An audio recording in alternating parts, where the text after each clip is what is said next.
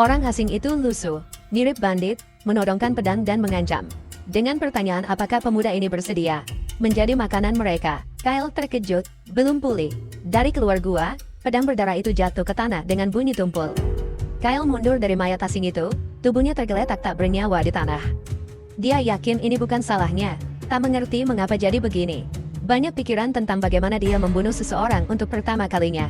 Bahwa itu satu-satunya jalan keluar, dia tak punya pilihan.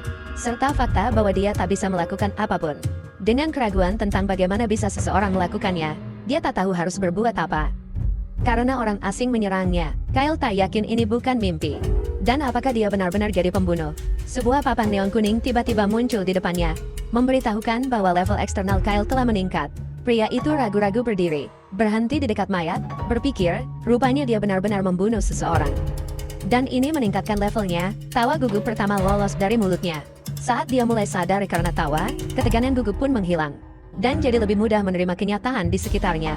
Karena pesan ini memungkinkannya memahami secara intuitif apa yang perlu dilakukan. Buku itu, Harmoni Surgawi Seni Murni, mengajarkannya segalanya. Dan tingkatan yang tertulis di sana, meningkat setiap kali membunuh.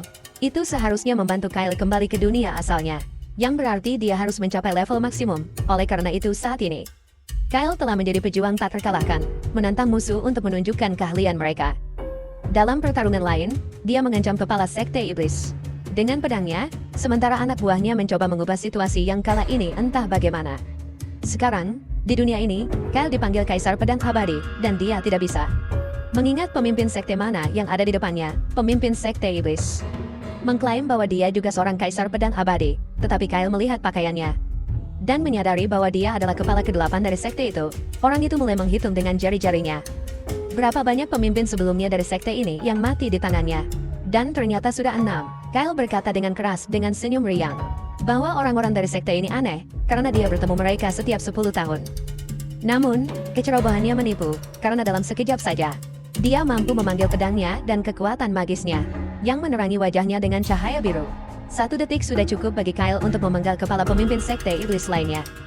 Dengan sekali tebasan pedangnya, dan orang itu sendiri berkata bahwa secara keseluruhan, sangat menyenangkan baginya bertemu mereka lagi, pengikut sekte yang sama, yang telah mencoba membantu pemimpinnya di awal.